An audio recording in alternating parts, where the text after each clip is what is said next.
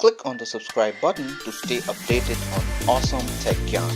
Also, click on the bell icon to ensure that you are always updated whenever a new video is posted on this channel. Hello friends, my name is Souvik and you're watching Souvik Says, the channel that helps you decipher tech. One of the major challenges that I face while shooting my videos is the framing of the shot. So typically I have to stand behind the camera to understand the frame properly. Then I hit the recording button, run across, stand in front of the camera and record my video. However, at times this results in the frame not being accurate and I end up having to reshoot the entire video or at least a major chunk of it. Being the DIY person that I am, I decided to build myself a video monitor. One of the first things that I did was to research on the internet, and boy, these things were expensive. I went into YouTube to search for some ideas. What I found was that most of these videos or these ideas required some amount of technical know-how, like being able to solder a circuit. Ugh. Finally, I decided to use something that I already had readily available, which is my smartphone. In this video, we will take a look at how to build your own DIY video monitor. So let's get started.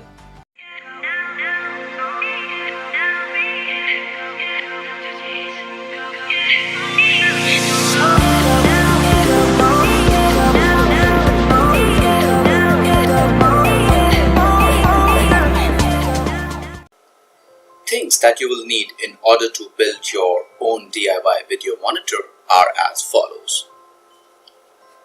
A smartphone. I am using my OnePlus One.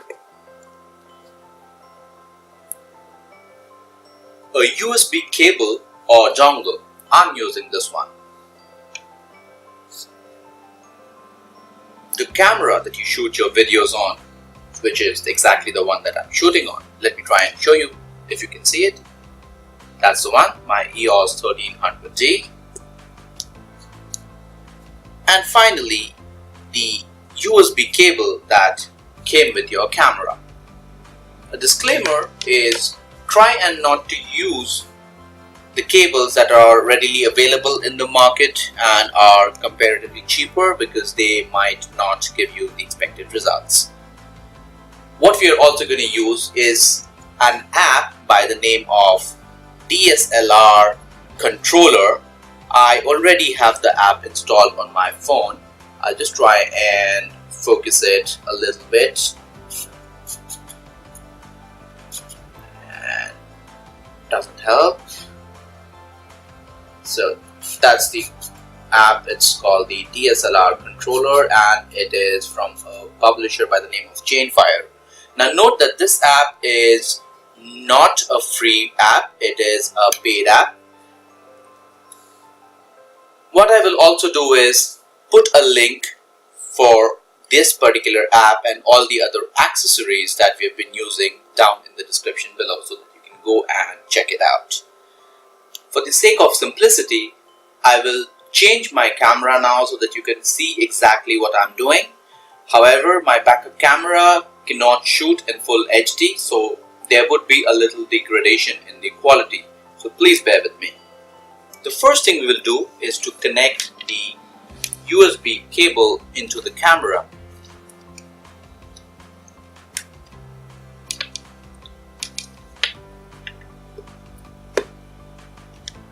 Next up, we will insert the USB type A side of the cable into the USB type A female side of the dongle, like this. Next, we will fire up our phone and insert the dongle into the phone like this. Now, as soon as we switch on the camera, you would notice that the DSLR controller app automatically fires up. Now, I have a lens hood placed here, so if I remove it, you can see that whatever is visible on the camera is what is visible on the screen as well. And given the length of the cable, it's pretty flexible in terms of where you can place your phone. Another added advantage is the ability to focus more minutely. So as soon as I click on the focus button up here, I'll just bring it a little closer if it helps and try and zoom, either focus a little bit better. Okay, so by default it's on autofocus. However, you can click on this button and change it to manual focus, and you can see that I can change the focus of the camera. So this red shelf that I have here was pretty well visible, but now it's out of focus. I just put some perspective to help you understand what I'm talking about. So let's say I have this one here as well, and now as you can see, the cap here is not really well visible. But if I change the focus, it becomes really in focus. I can do even minute adjustments to the level that I want the particular object to be in focus. If I want this to be out of focus, I can just start focusing further away and focus on the stuff behind. Note that you cannot tap on the screen to focus because the focus has been set to manual. If it was auto, I could have tapped here and focused on whatever I wanted to. However, I believe that this is a better way to focus because it gives you the flexibility to select the point that you're going to focus on. Once you're ready and happy with the frame, you can simply hit the record button and we are good to go. Next up, we will use a small hack to place the phone just below the camera lens so that on the phone screen we can see exactly how the frame is. This will ensure that we either adjust the camera or reposition ourselves in order to fit into the frame. In order to achieve this, we will use a spare phone cover. So this is the one that I have picked up. This is something I do not use anymore. As you can see, it's kind of frayed right now. So the first thing we will do is mark a few positions on the back side of the cover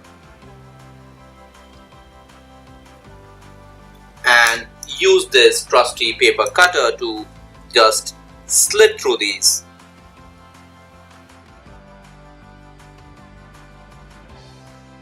Now I've just made one slit here because I have only one of these wire ties or cable ties or whatever you might want to call them. However, you would need to make 4 incisions or 4 pair of incisions here and use 4 pieces of these wire ties or even velcro straps, because that's another viable alternative.